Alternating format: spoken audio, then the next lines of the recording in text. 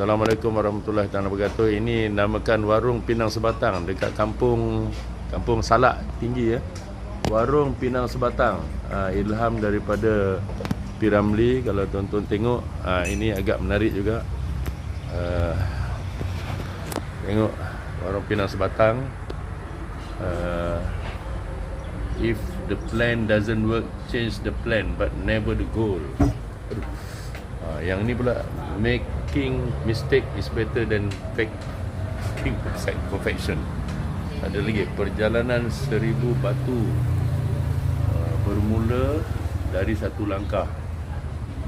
Orang yang paling berkuasa ialah orang yang dapat menguasai dirinya.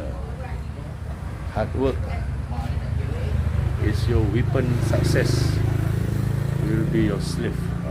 Kekuatan tidak datang dari kemampuan fizikal, tapi ianya datang dari semangat yang tidak pernah mengalah. Dan inilah sifat-sifat P.Ramlee yang tidak pernah mengalah dengan cabaran ketika dia seteru jalan ampas. Dan saya mengarang sebuah buku yang berjudul P.Ramlee Genius Seni Melayu, menyingkap sisi dakwah dan pemikiran seniman agung dalam lagu, filem dan karakter uniknya.